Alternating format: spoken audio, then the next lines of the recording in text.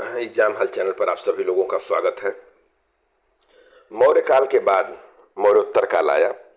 मौर्य साम्राज्य के पतन के बाद जो है 200 ईसा पूर्व से 300 ईस्वी के मध्य जो है भारत में विभिन्न देशी तथा विदेशी वंशों का आधिपत्य कायम हुआ। देखिए, ध्यान दीजिएगा, देशी और विदेशी दोनों थे, बाह्य आक्रांता भी थे जो पश्चिम से आए हुए थे। इन्होंने शासन किया मौर्यों के एक शानदार शासन के बाद। मौर्यों की पूरी केंद्रीय प्रणाली थी, पूरी शासन व्यवस्था का उनका प्रशासन था, केंद्र के स्तर पर था, प्रांतों के स्तर पर था, और प्रांतों के नीचे विषय के स्तर पर खारवटिक, स्थानिक, इन तमाम संगठन, मजबूत संगठन के बाद भी वो संगठन टूटा और मौर्योत्तर काल में देशी तथा विदेशी वंशों ने भारत पर शासन किया। मौर्योत्तर काल में देशी राजवंश देखिए तो शुंग थे, कण्व थे, सातवाहन और महामेघवाहन चेदी वंश, यानी 4 शुंग, कण्व, सातवाहन और चेदी। और विदेशी में यवन, शक, पहलव और कुषाण। 4 देशी में 4 विदेशी। हम लोग शुरू करेंगे शुंग वंश से। शुंग वंश को देखिए, देखने का है, हम पिछले टॉपिक्स में भी देख रहे हैं कि किसी के इतिहास को जानने के क्या हमारे पास साहित्यिक स्रोत हैं, क्या पुरातात्विक स्रोत हैं। पहले के चैप्टर्स में आप देखेंगे प्रागैतिहासिक काल में, हड़प्पा में, ताम्रपाषाण काल में, परवर्ती हड़प्पा में, तो वहाँ केवल हमारे पास पुरातात्विक स्रोत हैं। वैदिक संस्कृत के एज में आकर हमारे पास साहित्यिक स्रोत वैदिक साहित्य के रूप में उपलब्ध है। लेकिन मौर्य युग से और मौर्य युग के पहले महाजनपदों के उदय के समय भी हमारे पास साहित्यिक और पुरातात्विक दोनों सोर्सों का बैलेंस है, दोनों सोर्स हमारे पास अवेलेबल है। दोनों सोर्स होने पर जो इतिहास लेखन की पुष्टता है, जो साहित्यिक स्रोतों से हमें मिलती है, जब वो पुरातात्विक साक्ष्यों से पुष्ट होती है तो वो ज़्यादा ही हमारे लिए इतिहास लेखन में सहयोगी हो जाती है। तो देखिए, साहित्यिक स्रोत में हर्षचरित है, पतंजलि का महाभाष्य है, मालविकाग्निमित्रम है, थेरावली और दिव्यावदान, ये पुस्तकें हैं, ये साहित्य हैं जो हमें शुंग वंश के बारे में जानकारी देते हैं। और पुरातात्विक लेख स्रोतों में अयोध्या लेख है, बेशनगर लेख है और भरहुत लेख है। संस्थापक इसका देखिए पुष्यमित्र शुंग था। अंतिम मौर्य शासक बृहद्रथ की हत्या की थी उसने। ये धनदेव के अयोध्या लेख के अनुसार 2 अश्वमेध यज्ञों का अनुष्ठान किया था। उत्तर वैदिक काल में आप देखेंगे पुष्ट वैदिक से ही कि वैदिक यज्ञों के यागिक कर्म अनुष्ठान जो है बढ़े थे, तो उसी में से अश्वमेध यज्ञ का प्रचलन बढ़ा था, वाजपेयी यज्ञ का प्रचलन था, अश्वमेध यज्ञ का प्रचलन था, और ये पुरोहितों के द्वारा कराए जाते थे। तो देखिए, इसने 2 अश्वमेध यज्ञों का अनुष्ठान किया और इसके राज पुरोहित उस समय जो है पतंजलि थे, यज्ञों के संचालक थे। विदर्भ का शासक जो है यज्ञसेन जो है मौर्यों के समकालीन, मौर्य जब थे तो मौर्यों ने क्या किया था कि विदर्भ में यज्ञसेन को शासक बनाया था, लेकिन मगध की दुर्बलता का लाभ उठाकर वह स्वयं को शासक घोषित कर लिया।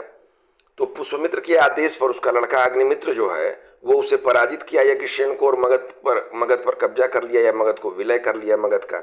कालिदास का जो प्रसिद्ध मालविकाग्निमित्र नाटक है जो हमने आपको साहित्यिक स्रोत बताया, वो अग्निमित्र से ही संबंधित है, पुष्यमित्र शुंग के पुत्र से। अग्निमित्र की और यज्ञसेन जो विदर्भ का शासक था मौर्यों के समय, उसकी चचेरी बहन मालविका, इन दोनों के प्रेम की कथा का वृतांत है इसमें। आगे इसके उत्तराधिकारियों को देखिए तो अग्निमित्र के बाद सुज्येष्ठ, वसुमित्र, आंध्रक, पुलिंदक, घोष, ब्रजमित्र, भागभद्र और देवभूति हुए। जो महत्वपूर्ण है इसमें भागभद्र को मैं बताऊंगा। शुंग वंश का यह 9वां शासक था। शासन काल के 14वें वर्ष में तक्षशिला का जो यवन नरेश एंटियाल किड्स था, उसका राजदूत हेलियोडोरस आया और उसने विदिशा में गरुड़ स्तंभ स्थापित कर भगवान विष्णु की पूजा की। तो जब हम विष्णु की पूजा से संबंधित साक्ष्य की बात करते हैं तो ये विदिशा में स्थित हेलियोडोरस के जो स्तंभ है, इसकी चर्चा सर्वप्रथम होती है कि यहाँ से इस बात की पुष्टि होती है। तो ये भागभद्र था। आपसे प्रश्न इसमें पूछा जा सकता है कि हेलियोडोरस किसके शासन काल में आया था, भागभद्र के किस वंश से संबंधित थे, शुंग वंश से, किस वर्ष शासन काल के आए, 14वें वर्ष में, और उन्होंने क्या किया था, तो गरुड़ स्तंभ स्थापित किया था। और अंतिम शासक देवभूति था, जिसकी वसुदेव ने हत्या कर कण्व वंश की स्थापना की थी। आइए देखें कण्व वंश में कुल 4 शासक हुए। 45 वर्ष तक शासनकाल इनका रहा और पुराणों में कण्ववंशीय शासकों को शुंग भृत्य कहा गया है। वासुदेव जो था वो कण्व वंश का संस्थापक था। इसके पश्चात क्रमशः भूमिमित्र, नारायण और सुशर्मा शासक हुए। वायु पुराण के अनुसार सुशर्मा इस वंश का अंतिम शासक था, जिसकी हत्या सातवाहन शासक सिमुक ने की। और एक बहुत ही महत्वपूर्ण शासन काल शुरू हुआ सातवाहनों का। सिमुक, इसका ऊपरी दक्कन में सातवाहन शक्ति का उदय हुआ। संस्थापक सिमुक था। राजधानी प्रतिष्ठान पैटर्न थी। सातवाहन इतिहास के स्रोत देखेंगे तो साहित्यों में मत्स्य पुराण और वायु पुराण, पुरातत्व में अभिलेख थे, उनके सिक्के और स्मारक हैं। विदेशी विवरण भी इस समय का प्राप्त हुआ जिसमें प्लिनी, टालमी और पेरिप्लस थे। चूंकि देशी शासक थे और विदेशी शासक थे, तो जो विदेशी शासकों में विवरण थे वो इतिहास लेखन में, तो उन्होंने यहाँ के शासकों के बारे में भी विवरण दिया। उसमें प्लिनी, टालमी और पेरिप्लस थे। सातवाहनों से संबंधित प्रमुख अभिलेख देखिए, परीक्षा के दृष्टिकोण से बहुत ही महत्वपूर्ण है और ये परीक्षा में बार बार इससे प्रश्न पूछा जाता है। बिंदुवार आपको परीक्षा में आने वाले प्रश्नों का संग्रह आपको दिया जा रहा है, आपका रिवीजन। परीक्षा में जब आप पहुंचेंगे इसके रिवीजन के साथ, तो आप देखिएगा कि एंशिएंट हिस्ट्री में जो प्रश्न आ रहे हैं, आपको मेरा ये कहना है कि 90% कवरेज, आपको 90% से ऊपर क्वेश्चन आपको यहीं से आने वाले हैं परीक्षा में। तो इसको आप जरूर रिवाइज करें। और देखिए, नागानिका का नाना घाट अभिलेख आएगा। नाना घाट अभिलेख किसका था? नागानिका का था। गौतमी सातकर्णी के नासिक से प्राप्त 2 गुहालेख, वशिष्ठ पुत्र पुलमावी का नासिक गुहालेख और यज्ञ श्री सातकर्णी का नासिक गुहालेख, ये 4 आपको अभिलेखों से संबंधित है। सातवाहनों का क्षेत्र देखिए, महाराष्ट्र, आंध्र प्रदेश और कर्नाटक, ऊपरी दक्कन का क्षेत्र हमने आपको बताया था। पुराणों में इन्हें आंध्रभृत्य और अभिलेखों में सातवाहन कहा गया है। पूछा जा सकता है कि आंध्रभृत्य किसको कहा गया है, तो ये सातवाहन है। इनकी राजकीय भाषा प्राकृत और लिपि ब्राह्मी थी। इनके महान शासक से शुरू करते हैं। सातकर्णी प्रथम महान शासक हुआ। अंगीय कुल की कन्या नागानिका से विवाह हुआ। वही नागानिका जो नाना घाट अभिलेख है, भूदान अभिलेख का पहला साक्ष्य उसी अभिलेख से प्राप्त होता है। तो आर्य अंगीय कुल की कन्या नागानिका से विवाह हुआ। 2 अश्वमेध एक राजसूय यज्ञ थी। अपनी वैलिडिटी के लिए यज्ञ करते थे। इनकी उपाधि देखिए, दक्षिणा पथपात, दक्षिणा पथपति और अप्रतिहत चक्र, 2 उपाधियां थी इनकी, दक्षिणा पथपति और अप्रतिहत चक्र सातकर्णी प्रथम की। मालव शैली की गोल मुद्राएं तथा पत्नी के नाम पर रजत मुद्राएं इसने उत्कीर्ण कराई थी। नाना घाट अभिलेख में जो नागानिका का है, अब सातकर्णी प्रथम के 2 पुत्रों का उल्लेख मिलता है, वेदश्री और शक्तिश्री। लेकिन जब सातकर्णी प्रथम मरा तो ये अवयस्क थे, तो रानी नागानिका के संरक्षण में ही इन्होंने शासन व्यवस्था को सुचारू रूप से आगे चलाया। और भूमिदान का पहला साक्ष्य नागानिका का नाना घाट अभिलेख है। परीक्षा के दृष्टिकोण से महत्वपूर्ण प्रश्न है।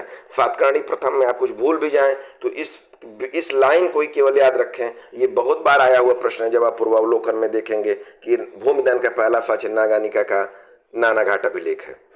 दूसरा शासक हाल, युद्ध के समय का महानतम शासक सातकर्णी प्रथम था, तो शांति के समय का महानतम शासक हाल था। ये कवि था और इसने गाथा सप्तशती की रचना की। इसकी राजसभा में 2 विद्वान थे, गुड़ाढ़ और सर्ववर्मन। गुड़ाढ़ ने बृहत कथा लिखी है और सर्ववर्मन ने कातंत्र लिखा है संस्कृत व्याकरण के रूप में। तीसरे शासक को हम लोग देखेंगे, गौतमी पुत्र सातकर्णी। पुराणों के अनुसार गौतमी पुत्र सातकर्णी सातवाहन वंश का 23वां राजा था। इसके पिता का नाम शिव स्वाति, माता का नाम गौतम बलश्री। सातवाहन वंश का यह महान सम्राट था। इसका साम्राज्य उत्तर में मालवा से लेकर दक्षिण में कर्नाटक तक फैला हुआ था। इसने शक शासक नाहपान को हराया था और नासिक जिले में इसने वेणकटक नगर की स्थापना की। ये आया हुआ प्रश्न है कि वेणकटक नगर की स्थापना किस सातवाहन शासक ने की, तो आप बिना इसको रिवाइज करिए और एकदम आंख बंद करके गौतमी पुत्र सातकर्णी पर टिक लगाइए। इसकी उपाधियां देखेंगे, एक ब्राह्मण, आगम निलय, क्षत्रिय, दपमान मर्दक, 3 उपाधियां। एक छत्र ब्राह्मण भी उसको कहा जाता है, एक ब्राह्मण कहिए या एक छत्र ब्राह्मण कहिए, आगम निलय कहिए और क्षत्रिय दपमान मर्दक। धर्म सहिष्णु शासक था और बौद्ध संघ को, इसके धर्म सहिष्णुता का देखिए प्रमाण कि बौद्ध संघ को अजकाल किए तथा कार्ले के भिक्षु संघ को करजक नामक ग्राम दान में दिया। ये महत्वपूर्ण बिंदुओं को संग्रह किया गया है। आप देखिए, बिंदुवार प्रश्न जैसे परीक्षा में आए हुए उनका संग्रहण है। इसकी पीडीएफ नीचे दिए गए टेलीग्राम चैनल पर उपलब्ध रहती है। आप वहां से डाउनलोड करके आप बार बार इसका क्विक रिवीजन करेंगे और ये पूर्वावलोकन के प्रश्नों का प्लस और भी संबंधित जो भी फैक्ट्स हैं, जो परीक्षा में संभावित तथ्य हैं, सबका एक मजबूत संग्रह यहाँ पर आपको दिया जाता है। वीडियोज हमारी शीघ्रता तक आपके पास पहुंचे, इसलिए चैनल को जरूर सब्सक्राइब करें।